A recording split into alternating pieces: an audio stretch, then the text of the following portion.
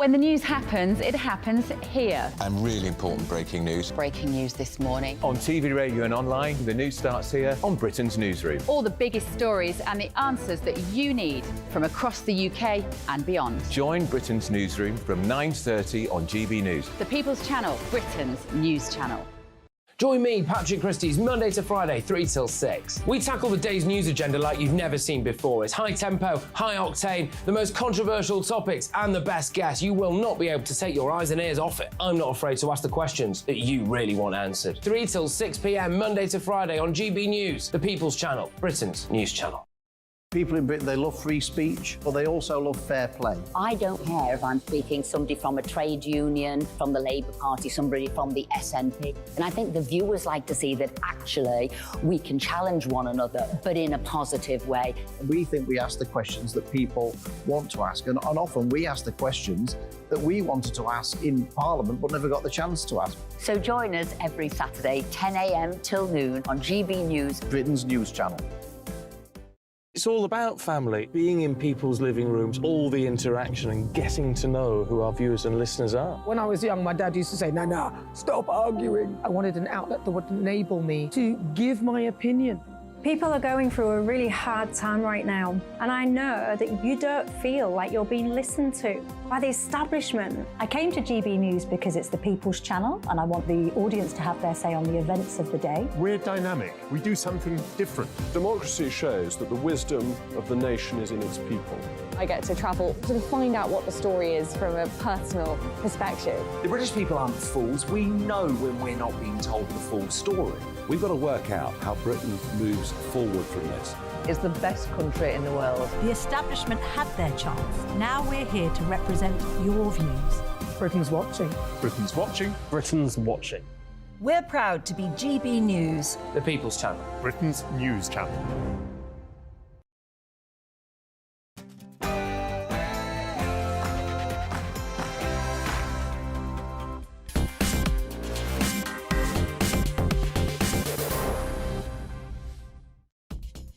Well, Dame Alison Rose has gone as the CEO of the NatWest Banking Group.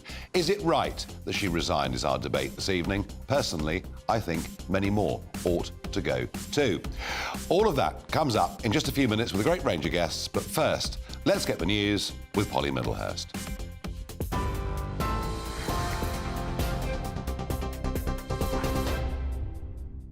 Nigel, thank you, and good evening to you. We start with sad news at this bulletin. We have breaking news that's just come to us in the last few minutes from the Irish Times. We believe the singer Sinead O'Connor has died. It's been 7 hours and 15 days. She became a worldwide sensation in 1990 with that version of Nothing Compares to You, originally penned by Prince.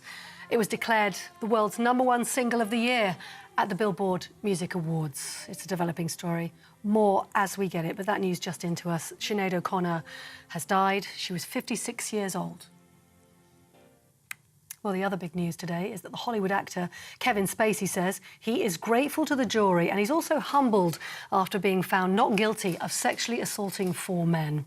Appearing outside Southwark Crown Court today, Kevin Spacey addressed the media following the verdict, the Crown Prosecution Service saying they respected the decision of the court. The 64-year-old Oscar-winning actor shed tears as he said a jury had cleared him of all charges. Nigel Farage says the entire board of the NatWest Group should resign and that the banking industry needs a cultural change. The former CEO of NatWest is no longer a member of the Prime Minister's Business Council. Dame Alison Rose has also resigned from her role on the Energy Efficiency Task Force and as a member of the Net Zero Council after being asked to step down by the Secretary of State. And it comes after she admitted she had discussed Nigel Farage's banking status with the exclusive Coutts Bank with a BBC journalist, prompting her resignation as CEO of NatWest Group. The Prime Minister was met with jeers and heckling today as he defended the government's response to the infected blood scandal.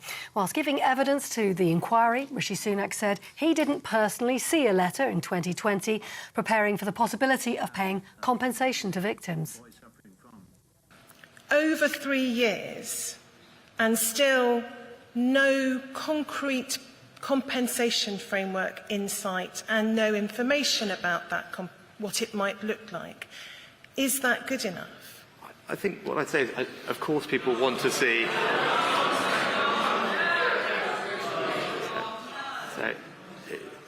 All I'd say is, in order for the government to make decisions on compensation, it is rightly has asked an independent inquiry.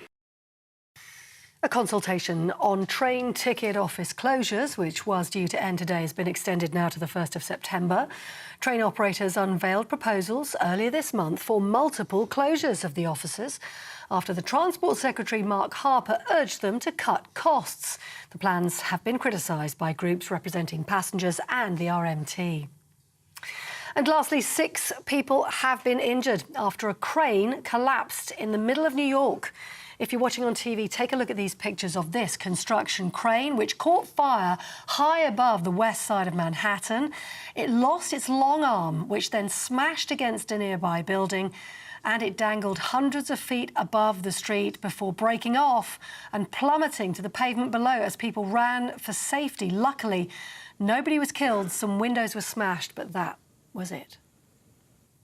You're up to date on TV, online, DAB+, radio and the TuneIn app. This is GB News, Britain's news channel.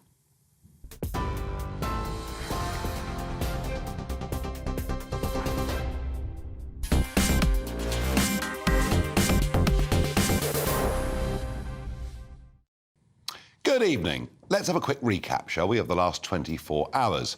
At 5:42 p.m. yesterday afternoon, there was a statement that came out from the NatWest chairman, Howard Davis, and from Alison Rose. And they made it absolutely clear that while she admitted a serious error of judgment, as she revealed she was the source of the BBC story, but the board voiced full confidence in her. Well, at 7 o'clock last night, I had a response to that. And I made it perfectly clear that Alison Rose and the Coutts CEO, Peter Flavel, and I also felt Howard Davis ought to resign. I felt what was in that statement last night was just wrong in every regard. Then at 9:49 p.m, we learn that the Chancellor of the Exchequer, Jeremy Hunt, had serious concerns. At 10:30, the Times front page dropped, and it said, Number 10 wants NatWest boss to quit over Farage, and the editorials of all of the newspapers were absolutely scathing. How can you admit to breaching the most basic fundamental rule of banking and yet continue in post? And how on earth could the board have supported it? And then, after a very, very long board meeting that began at 11 o'clock last night, at 1:29 a.m. this morning, we heard that actually Alison Rose was going to go. So what do we make of it all? Well, there are some who've come out today, Rachel Reeves, I think, from the Labour Party being perhaps the most prominent of them, saying it's all wrong. Of course she shouldn't have gone. She was doing a fantastic job as CEO of NatWest. Well, let's have a little look, shall we, at the share price of NatWest, and let's see how good a performance she put in. Well, you'll see the precipitous fall in 2008, and what you'll see is actually they've made no share price progress of any kind at all over the course of the last 14 years, and no progress at all under Dame Alison's time. And today, the shares have taken a bit of a tumble. I've asked myself a couple of times, where the hell's the Governor of the Bank of England? Where is he?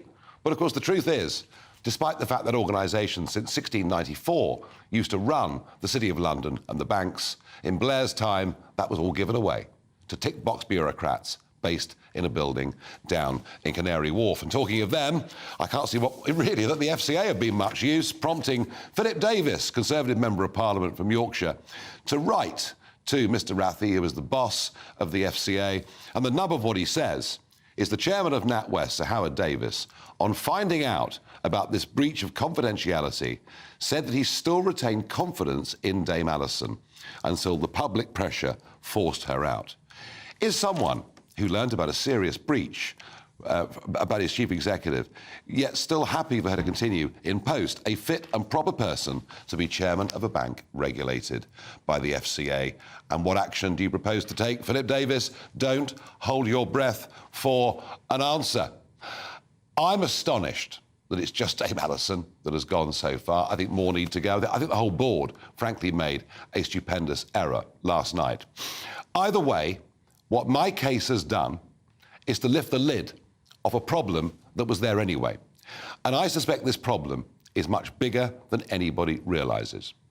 Debanking has been happening on a very, very big scale across this country, and it is men and women running small businesses, above all, that are being targeted. The banks certainly don't want to take their cash anymore. I will be, in the course of the next few days, launching a website. It will be absolutely non-political, non-party political in any way at all. It will just be for everyone that has been debanked to get together.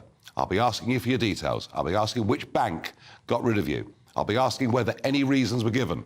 I'll help people to understand how to put in subject access requests, which is how I found out the truth. And maybe, if we can form thousands of us, maybe it'll be tens of thousands of us, if we can form a powerful lobby, we can get ministers and Parliament to look at laws that need changing. Banking needs a cultural change. Banking needs legislative change. Banking in Britain right now is absolutely rotten. Tell me at home, what do you think? Is it right that she's resigned? Farage@gbnews.com.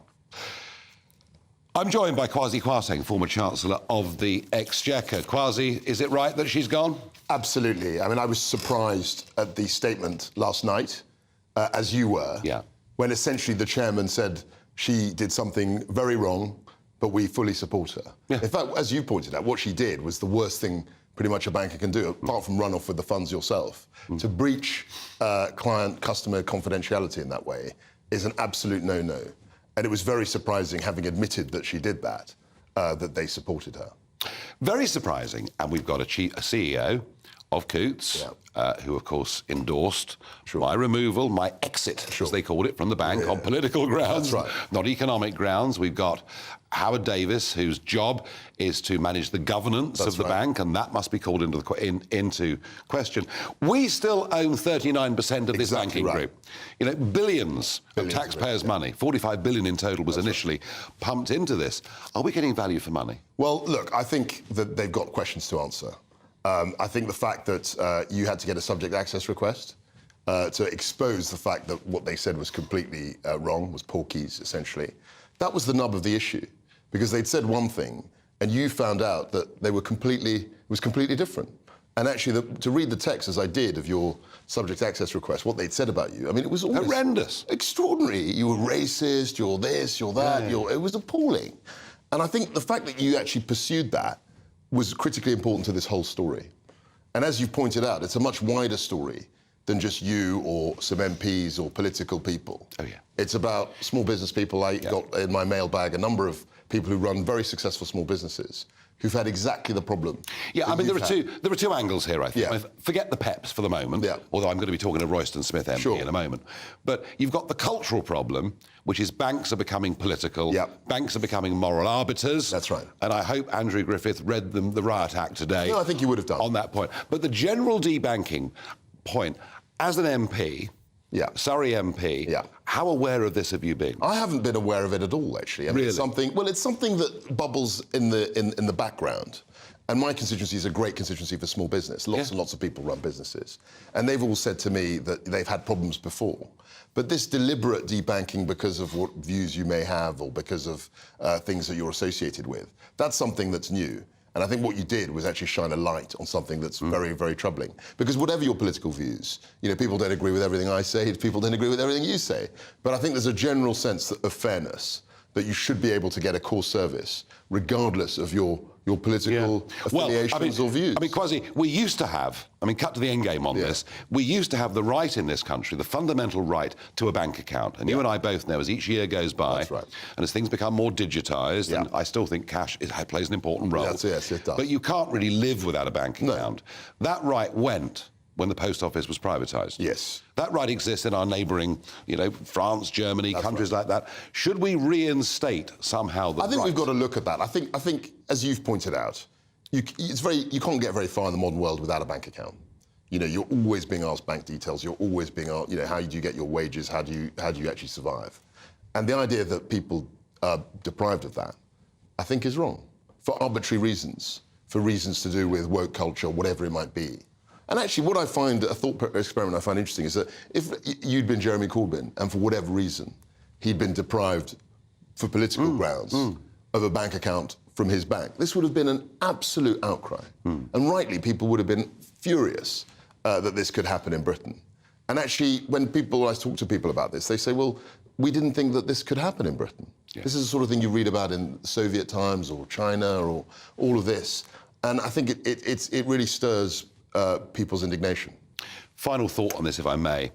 Globally, through the European Union, laws coming into our laws and through our own compliance with FCA and elsewhere, we all know there's a massive problem with the international drugs trade, laundering money. We know that's a huge problem, and we want to take steps to prevent it.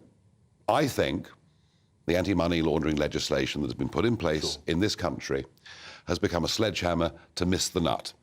We're not catching the big criminals, and we're punishing small business. But that's what happens generally with the bureaucracy. I mean, you look at HMRC, who generally have been in this problem. They will go for easy prey. They go for people who are less likely to develop. And so the little guy, the little woman, right. Get Small punished. Business. Quasi, that's right. I'm going to attempt to rally large numbers of these people. Well, good for you. I think we need to have a really powerful group of people here. I think the scale of the problem is bigger than I could have even imagined 2 weeks ago.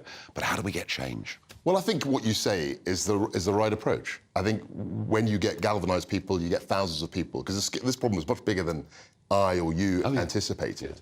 And that's where you get movements, and people should be writing to their MPs, and then slowly it percolates up to government. And actually, the government, I think, have done a reasonable They responded to my situation. That's very right. well.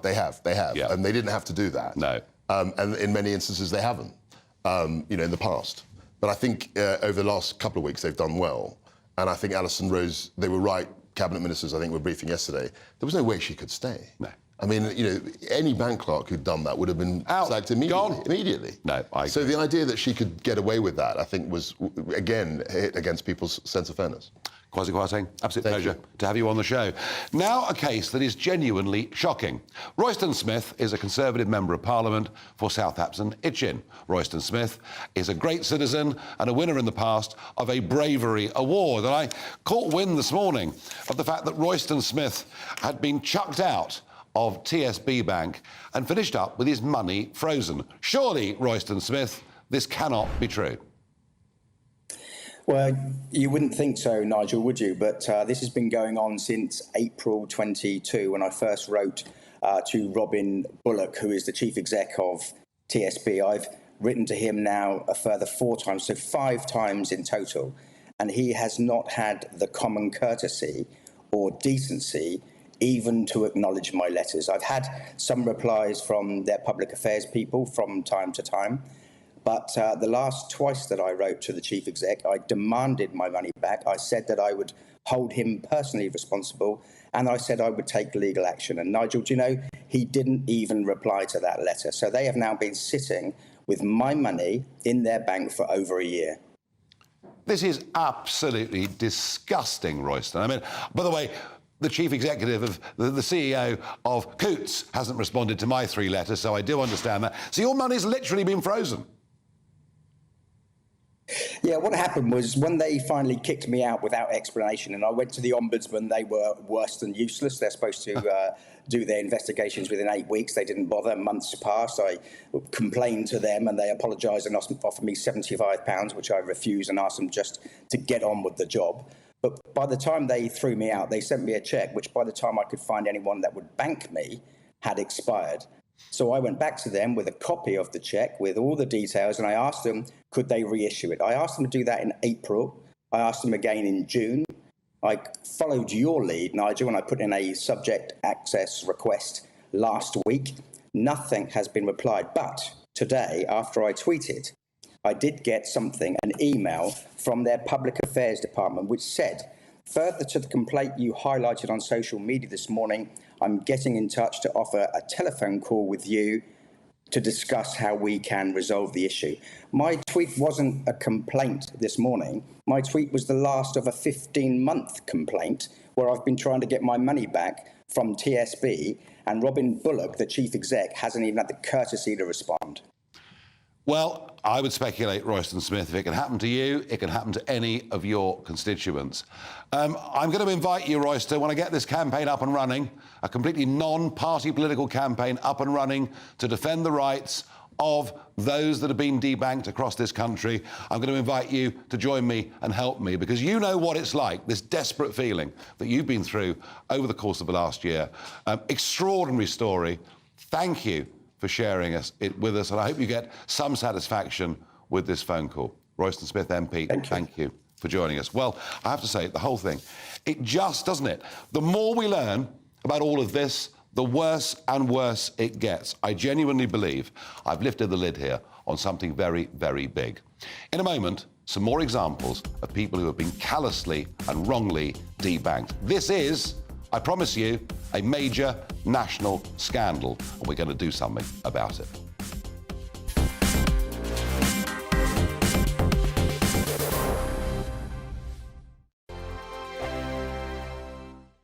What you get for breakfast is something that, if we do our jobs right, you will wake up to news that you didn't know the night before. It's a conversation. It's not just me and Eamon. We want to get to know you, and we want you to get to know us.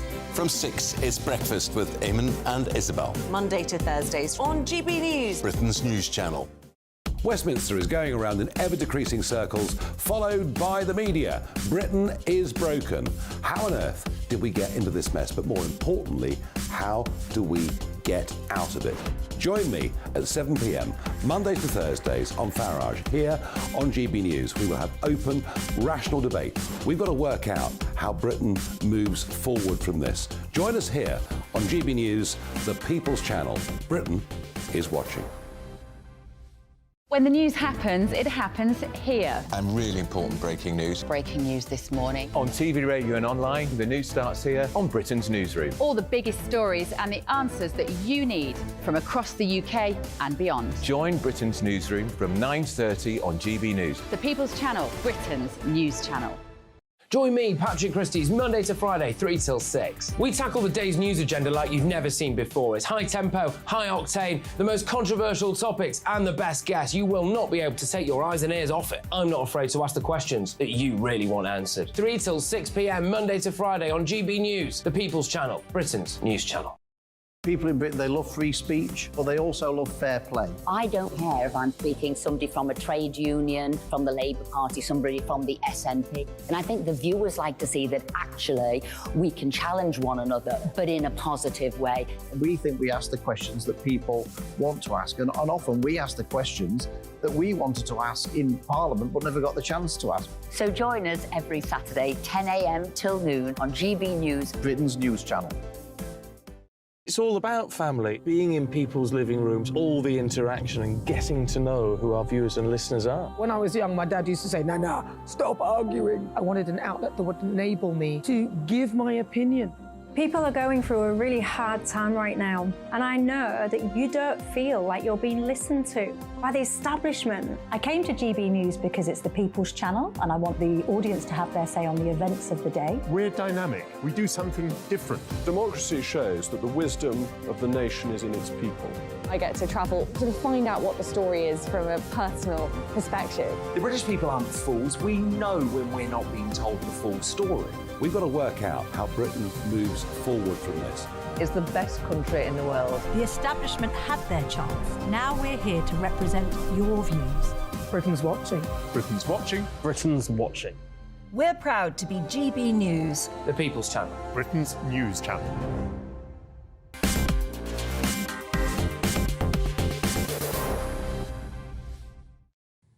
So this morning, GB News went to the NatWest HQ in the City of London to ask people, was it right that Alison Rose has gone?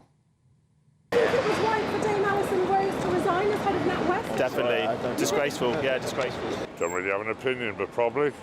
She's wrong, isn't she? All seems a bit of an overreaction, isn't it? No, not really. We don't support Farage, so it's not the matter over which she should have stepped down.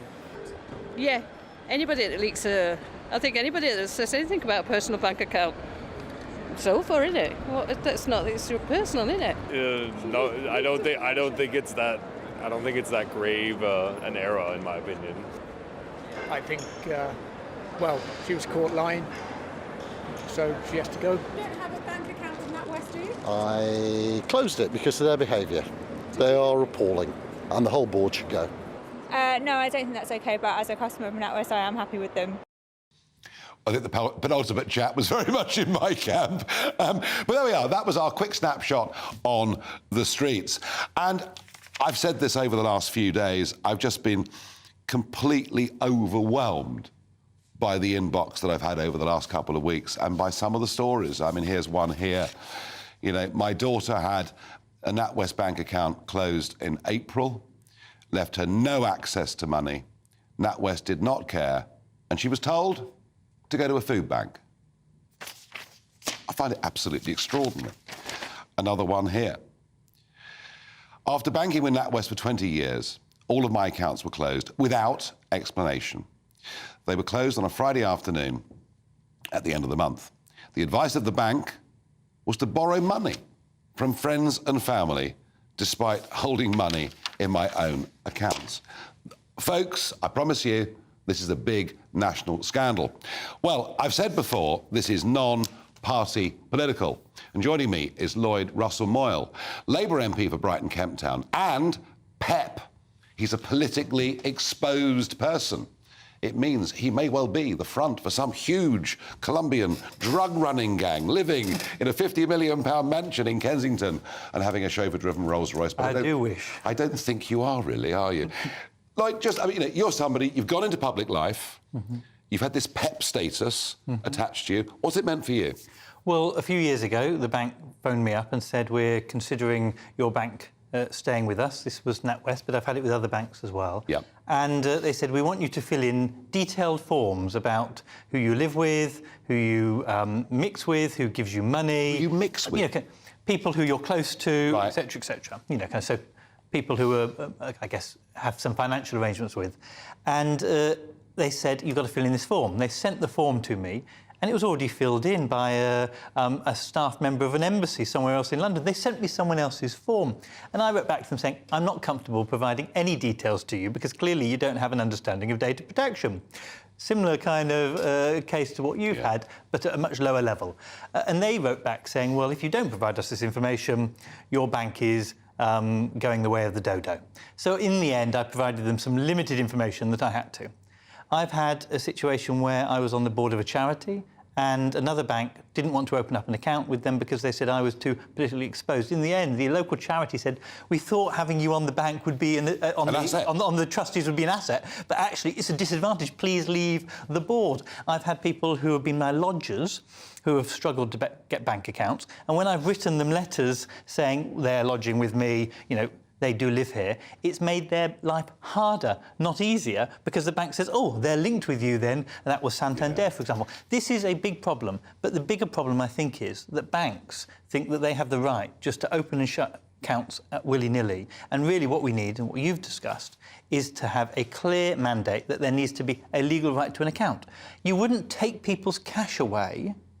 And bank accounts are like cash nowadays. Now, some people will be using cash criminally. Some people will be using bank accounts criminally. But the threshold to shut a bank down should be the same threshold as taking cash out of someone's hand. Yeah, I think that's absolutely right. Have you had much feedback from constituents over the years? Well, I've had constituents, small businesses, talking to me about how they have struggled to get bank accounts. And then when they have them, they will get random calls saying, please, can you tell us what this transfer was or what this... But it won't necessarily be what this transfer was yesterday. It'll be 2 months ago. What was that cash transfer that you put in? And if you can't tell us, we're shutting your account down. What business can tell you that off the cuff like that? It's just madness. I'm going to launch this non-party campaign. You are very welcome to help us and join us, because we're going to need... sign up. We're going to need voices in Parliament on this, because we need to get real, not just cultural change within the banks themselves over free speech, etc., but genuine legislative change to make this easier and to give people a right to a bank account. I was very pleased that Keir Starmer said it was right that, you know, Dame Alison went and what had happened to me was wrong. I mean, you clearly think it's right that she has gone. Look, I think that it was so foolish for her to, over a wine or whatever dinner, to suddenly start chatting about an individual customer's account. Yeah. But I actually think the reason that she's had to go is because they have not yet admitted to this bigger failure here, and they think they thought they could get it off with just saying, oh, well, it's a Nigel problem. And overnight, what people started to say is actually, no, this isn't a Nigel problem. This is a wider problem. And as that castle crumbled, she's realised that she's had to go. Absolutely. Lloyd, fascinating, depressing, in a way. If an MP can't help a charity, I mean, you wonder what good can you do in public life? This is unfinished business for thousands, tens of thousands of people all over the country. Thank you for joining me this evening and sharing that story. Now, Alexandra Tolstoy, who's had an interesting backstory, but has finished up with her bank accounts being closed, with, as I understand it, Alexandra, no reason being given, little access to money. And just tell us about the human side of this. So I'm a single parent of 3 children. Their father contributes nothing, has contributed nothing for 7 or 8 years. And ever after he left the country, I went to NatWest, banked with them. Everything's fine. I'm always in credit. I run 2 businesses through Companies House. I have an accountant. Everything is completely transparent. And then suddenly, out of the blue, 3 months ago, NatWest wrote to me and said, we will be closing your accounts down in 2 months. And I was frantically on the phone trying to get the personal manager, you know, who'd been all over me like a rash. Why? And she just wouldn't answer my calls, wouldn't answer an email. And so I just, in a panic, opened a digital account and I didn't get all of my money out, but I managed to get most of it out. And since then, people have helped me and told me, like, send a subject access request. Yeah, which, by the way, 2 months ago, I'd never heard of it. Yeah. But I've learned how valuable it can be. Well, I luckily had, because someone had told me. But NatWest, needless to say, I submitted it. They have gone beyond the threshold of the time. They're longer So than they legally, under GDPR legislation, have to respond to that within 30 days. You're saying they haven't done that? They have not responded, and I've complained to the IOC, filed a formal complaint, and they've just written me a rude little message, NatWest, we are doing this, but we're delayed. Well, that's not good enough. Have you tried the Ombudsman? It was interesting. Yes. Royston Smith earlier called them worse than useless. Worse than useless. They said, we will come back to you within 4 months. And I was in 4 months, I'm a single parent. I could have lost my children. How can 4 children exist not eating for 4 months? How can I not pay rent? Were things that tough?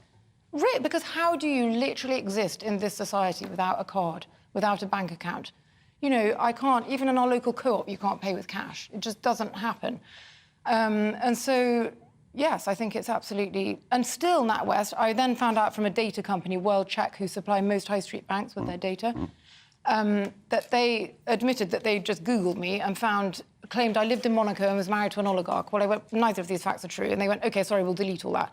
So then I went back to NatWest and said, you've used false data. Could you now please apologise? And they said, no, that's not the data we used, but we're not going to tell you what it is. So how did you manage through it? What was the solution? I mean, clearly you were going through a very difficult time through all of this, yes. a great worry. What solution did you find? How did you get through? Well, I've gone to a digital bank, but I'm very, very worried because every single bank, digital, whatever, they use the same data companies. And so my fear is that I will be OK for a few months and then the same thing will happen again. So that's why I really want to campaign and to help. And I've had so many just normal people, because I've done a thing on Instagram saying, if you want the SAR forms, write to me and I'll email. And I've emailed hundreds of them today. I think you've started the campaign before me, actually, from the sounds of it. Well, I'm very happy to join you and help because this is a much bigger story. There's just thousands of completely normal people who have small businesses. I read about a florist who just didn't know why.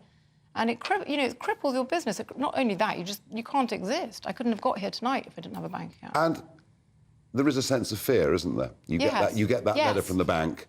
There is a sense of fear. I mean, with me, it was more anger, to be honest. So mine was very, very fearful because I don't have anyone supporting me or helping me with my children. And I work in very remote places with no connection. And I was just there panicking, like, what is going to happen? And the fear is because these organisations are so huge and sort of Soviet in their, makeup. You can't call someone, you can't speak to someone. They just push you away with all these... Digital Britain has sort of taken away that human connection. Well, Alexandra, I'm absolutely astonished that your subject access request has not yet come back. I suspect after this appearance on GB News, it will come back rather more quickly than it might have done. I'm going to invite you back and let's see what it has to say. And yeah, let's go out. I mean, you know, we're fortunate in one way. Yes, I feel very fortunate. I've got a public voice, but that's why I want to help other people. Because... but there are a lot of people out there. One of the things... Last night, after the show last night, went out for a drink and a quick bite to eat, and a chap, he sort of grabbed my hand. Oh. He was an Italian, living in London, getting payments in from Italy. His account had been frozen. And he said to me, he said, look, I'm a Remainer. You know, I don't agree. I said, well, so what? You know, it doesn't matter. He said, but please fight for us. And what I've sensed coming through the emails are people... They're desperate. It's absolute desperation. Absolutely desperate, yeah. Because we've been, you know, outside the EU, many countries, it is a human right to have a bank account. You know, we live in a digital society. It's not our fault. Well, we used to have that right until the post office was privatised. And I want Sir Vince Cable to come on this programme next week and to explain to people why he took away the basic right for us to have a bank account. There may well be a commercial reason for doing so. Well, Alexandra, thank you. Thank you for having me. Thank you to all of my guests that have come on and described their problems. And I want to say this. We've had a lot of examples tonight of NatWest. But it isn't just NatWest. This problem is much deeper right throughout the British banking industry. And one of the things I hope I can find, if we get this campaign up and running, and if I say to people, please help me to help you, we may well find out who the worst offenders really are. Well, I'm going to stick with financial affairs. We're going through a cost of living crisis. The price of many things has gone up hugely. One of them is car insurance. Have you noticed how much more expensive your car insurance is? Could this almost be de-insurance? Because many people simply won't be able to afford it. All of that in a couple of minutes. The Live Desk with me, Mark Longhurst. And me, Pip Thompson. It's here Monday to Friday on GB News. From midday, we'll bring you the news as it breaks, whenever it's happening and wherever it's happening, from across the UK and around the world. Refreshing, feisty, but with a bit of fun too. If it matters to you, we'll have it covered on TV, radio and online. Join the Live Desk on GB News, the People's Channel, Britain's news channel.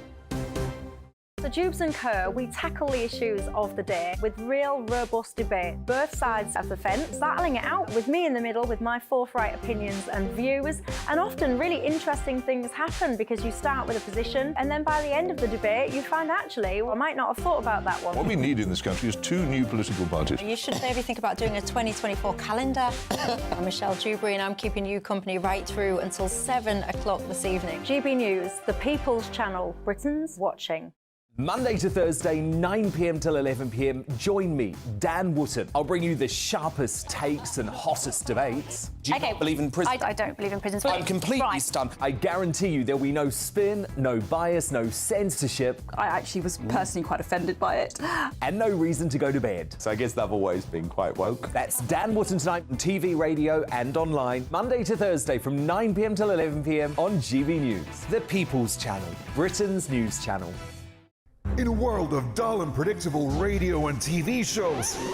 Oh, hi. On Mark Dolan tonight, we've got big guests. We drill into the big stories of the day. The show adds up to a brilliant listening and viewing experience. Mark Dolan Tonight is the most entertaining current affairs show ever, and that's a fact. That's Mark Dolan Tonight, Friday, Saturday and Sunday from 9. Only on GB News, Britain's news channel. Like all families, we have arguments every now and then, but actually we agree on what the mission of GB News is, and that's the most fundamentally important thing. GB News provides the kind of platform that lets all voices be heard. We don't hold back. We're free to say what we really think. Just because some people who live in a tiny little Westminster bubble think that their particular story is important, that's not the most important story for me. And often they will be difficult stories, stories that you won't find on the establishment media. Because what people think in the north of England may be very different to what they're thinking in the home counties. We're going to carry on telling the world what life is really like for households up and down the UK. We love to be in your car, in your kitchen as you're having your breakfast. Whatever you're doing, you are part of the show. If it matters to you, it matters to us. Britain's watching. Britain's watching. Britain's watching. We're proud to be GB News, the People's Channel, Britain's news channel.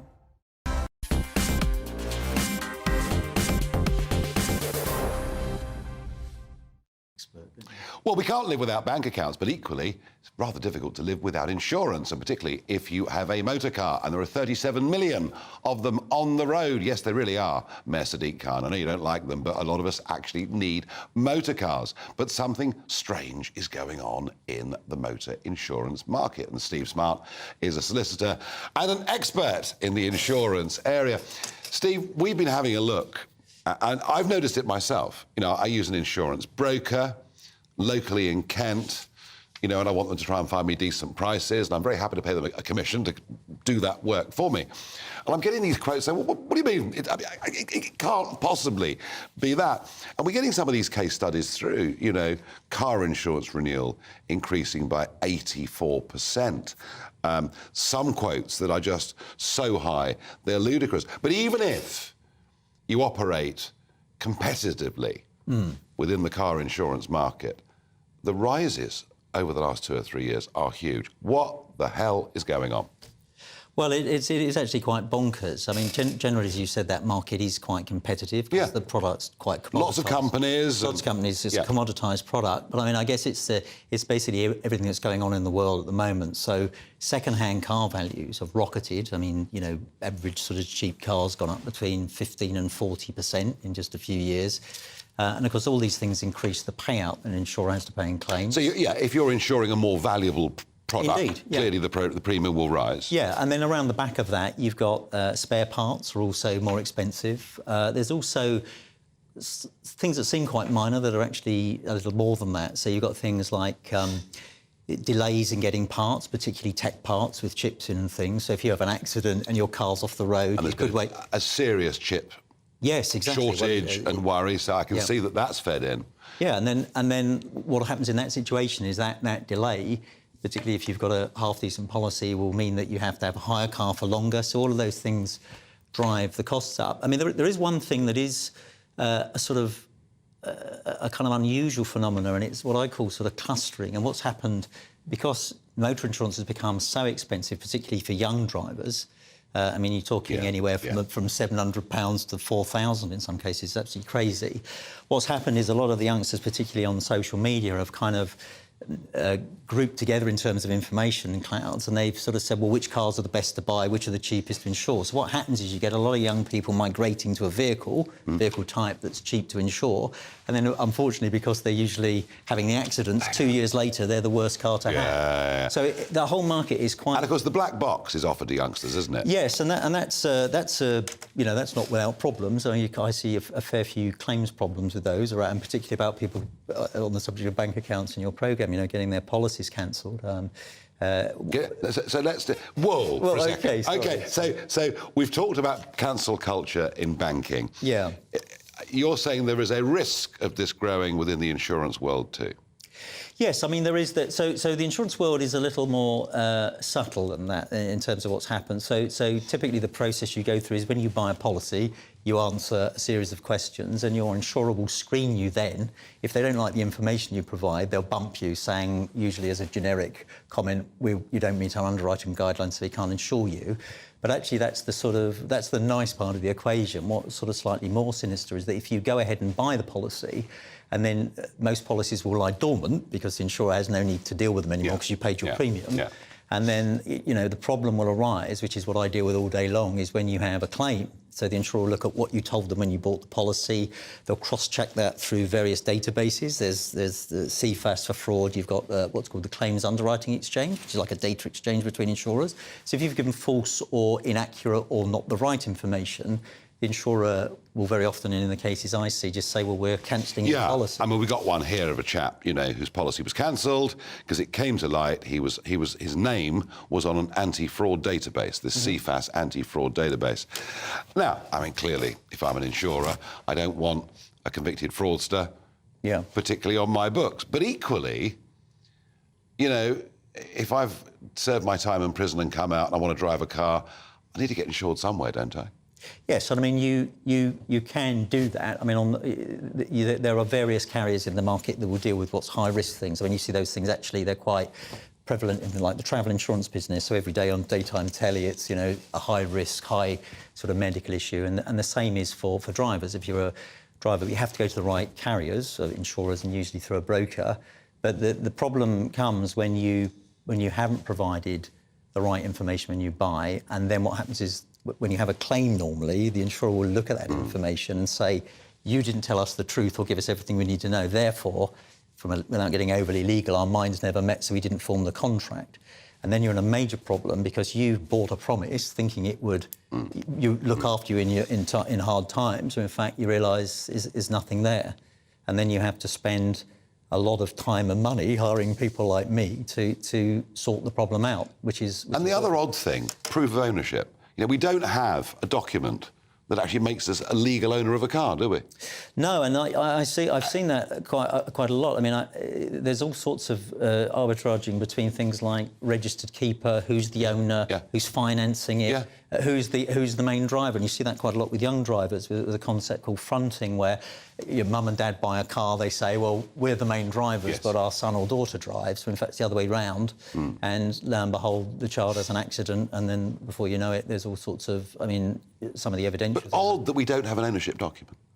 Yes, I mean, that's sort of... that's really right. I think it is odd we don't have an ownership document, and generally the central database, if you like, for those sorts of things is the DVLA for registered keeper, and other than that, it's purely contractual. Which I find very, very odd. So look, the fact is, you still believe it's a true competitive market? I do, yeah. The prices have gone up, you've explained the reasons why, it's blooming expensive, and becoming beyond the reach of some people. Well, totally, and that's another problem in terms of criminality, because you increasingly see young drivers not having car insurance because they can't afford it.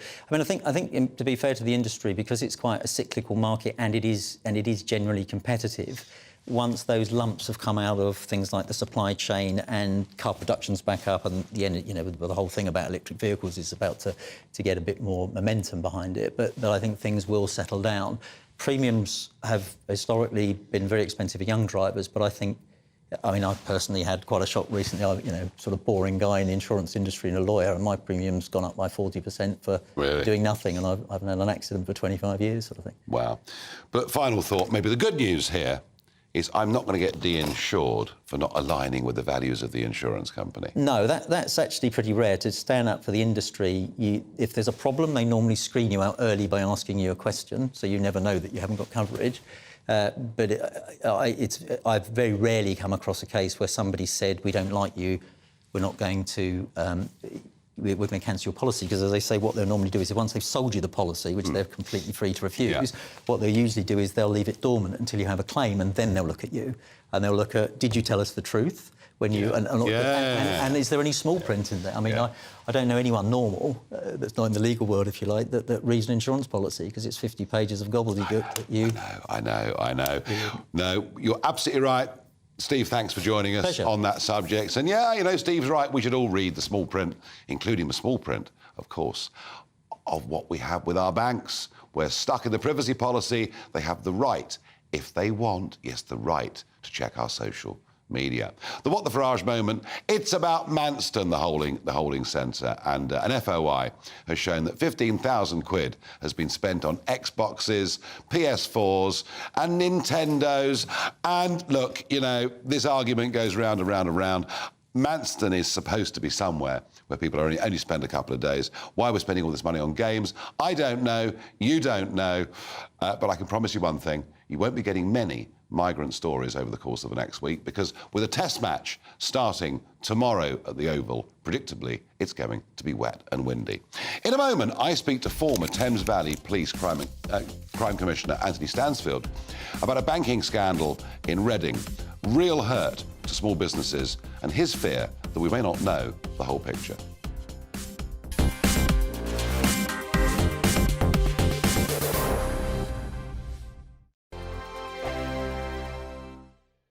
Monday to Thursday nights on GB News. At 6, it's Dubes & Co. 7 o'clock, Farage. At 8, join Jacob Rees-Mogg. And at 9, Dan Wootton Tonight, followed by Headliners. On TV, radio and online.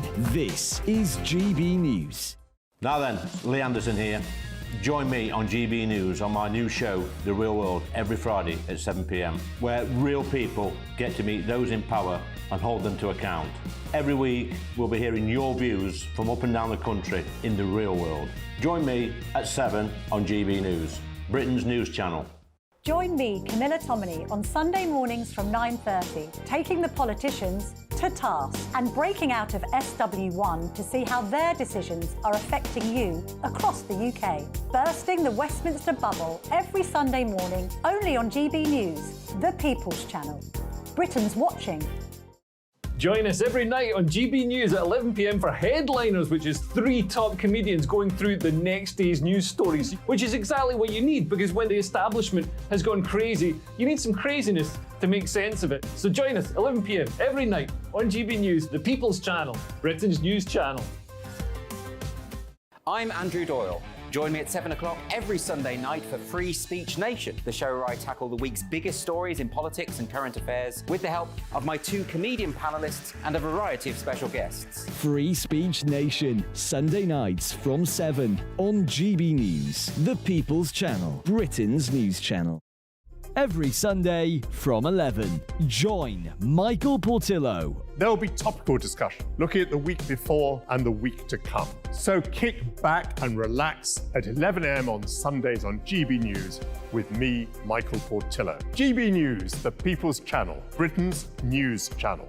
I joined GB News because I was sick and tired of not hearing my views being represented, not just mine, but so many people that I knew and spoke to. I just couldn't get my voice out there. I couldn't say anything. I couldn't do anything. Whatever the narrative was, I kind of had to follow it. GB News is there to provide a voice for those who have been ignored by the establishment media. We think different things, we've got a different style. GB News is here to be optimistic and positive about the future. It's real kind of dynamic and flowing, with the audience very much at the heart of it, like a big family. Here at GB News, we talk about the things that matter to you. Hearing the voices from right across our towns and cities, especially our towns. All sides of the argument represented with a heavy dose of opinion. We're on a mission here to make a difference. And the GB News family really is here for you, and whatever time of day you can watch or listen. Britain's watching. Britain's watching. We're proud to be GB News, the People's Channel, Britain's news channel.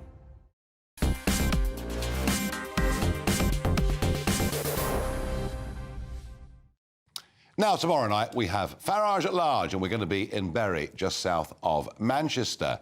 And we have moved venues. We've got a bigger venue. We did the same last week when we were in South Wales, in Newport. And so, accordingly, we do now have 20 spare tickets. If you want to come along for a live show tomorrow, Farage at Large, gbnews.com is where to go to get the tickets. You better get in pretty bloomin' quickly. Now, Anthony Stansfield is former Thames Valley Police and Crime Commissioner. He served from 2013 to 2021. I think at one point, Anthony, you had one of the biggest Conservative majorities in the whole... I think I did. ...of the country. Now, in Reading, which was in your patch, there was, with HBOS, quite a serious banking scandal that affected, once again, and with this theme is consistent, yes, affected small businesses. What happened? Basically, HBOS Reading was systemically taking down small companies and medium-sized companies and pillaging them. And they probably made off, we don't know the figure, but it was probably about 850 million. We prosecuted on 245 million. It took us 3 years. 2 other police forces had turned the case down, as had the SFO. If we hadn't prosecuted it, and I give great credit to the Chief Constable, Sarah Thornton, for taking it on, and they were all found guilty. Throughout the case, we did not have the full cooperation of Lloyds Bank, who owned HBOS. They denied a fraud had taken place, and it wasn't until the jury returned its verdict that they put their hands up and admitted it. And they knew perfectly well, and I had the internal emails that showed they knew perfectly well. But what was going on in HBOS Reading was going on systemically out of other banking centres, notably, I believe, Bristol, Gresham Street in London, and also RBS in Scotland. And so this is the closing down of small accounts and taking cash? Well, if I can sort of give a very broad, because they're all slightly different, but if a company is worth 100 million and it's got assets and proprietary rights and everything, and it wants to expand and it borrowed £10 million, they would wait until the money was committed and then call the loan in, and then demolish the company, go for the director's personal guarantees, and divvy up the assets, and they made fortune. The Global Reconstructing Group of RBS in Scotland was not meant to be a cost centre that made money. It made hundreds of millions, if not into the billions. And exactly the same was going on in Lloyd's with their BSU, their business support unit. Again, it was deliberately taking down companies to make money. And that went on quite systemically. So systemically. You believe this has been going on for some time? It's been going on for quite a time, yes. Why on earth, Anthony, and it's terrific that you did push that case and work on that case in Reading and get some justice there. Why have so few people in Parliament spoken out about this? I don't know. I took it to the Prime Minister. Actually, it was Theresa May. I took it to Cameron. Every time I actually went out to the head of the Cabinet Secretary, Theresa May, passed it on to, and he wrote to me and said, "These very serious allegations, I'll look into them."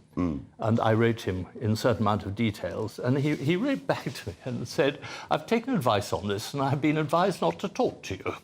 I mean, absolutely unbelievable. How helpful! I have the letter. How helpful! Well, so it was covered up. Well, you've been an absolute terrier on this one, Anthony. And regarding the case in Reading, a spokesman for Lloyd's said that the group will continue to provide every assistance the review requires in order that it can conclude its investigation.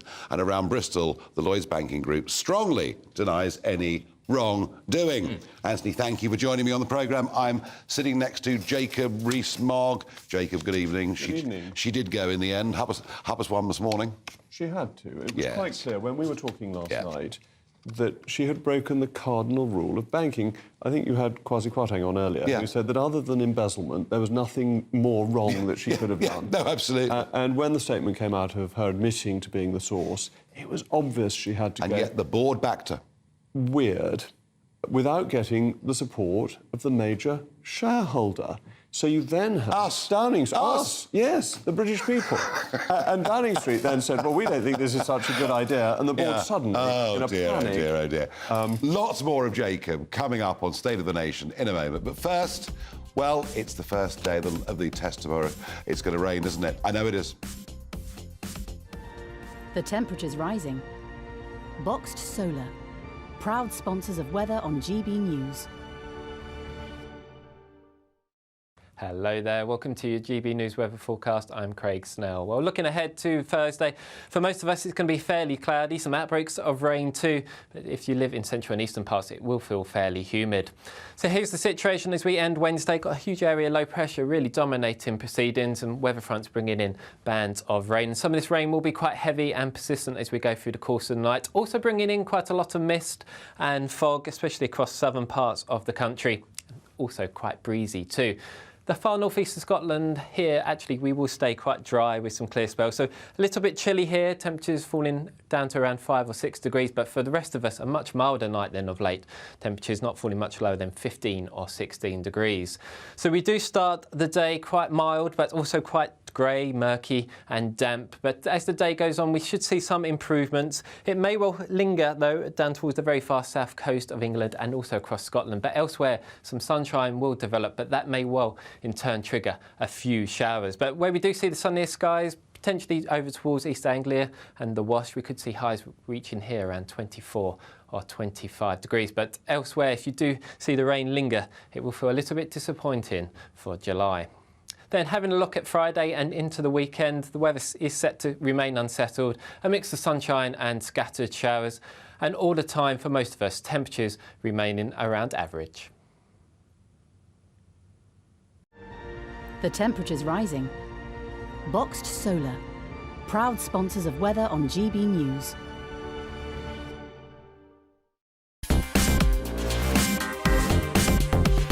What you get for breakfast is something that, if we do our jobs right, you will wake up to news that you didn't know the night before. It's a conversation. It's not just me and Eamon. We want to get to know you, and we want you to get to know us. From 6, it's Breakfast with Eamon and Isabel. Monday to Thursdays on GB News, Britain's news channel. Westminster is going around in ever-decreasing circles, followed by the media. Britain is broken. How on earth did we get into this mess? But more importantly, how do we get out of it? Join me at 7 p.m, Mondays to Thursdays on Farage. Here on GB News, we will have open, rational debate. We've got to work out how Britain moves forward from this. Join us here on GB News, the People's Channel. Britain is watching. When the news happens, it happens here. And really important breaking news. Breaking news this morning. On TV, radio and online, the news starts here on Britain's Newsroom. All the biggest stories and the answers that you need from across the UK and beyond. Join Britain's Newsroom from 9:30 on GB News. The People's Channel, Britain's news channel. Join me, Patrick Christie's, Monday to Friday, 3 till 6. We tackle the day's news agenda like you've never seen before. It's high tempo, high octane, the most controversial topics and the best guests. You will not be able to take your eyes and ears off it. I'm not afraid to ask the questions that you really want answered. 3 till 6 p.m, Monday to Friday on GB News, the People's Channel, Britain's news channel.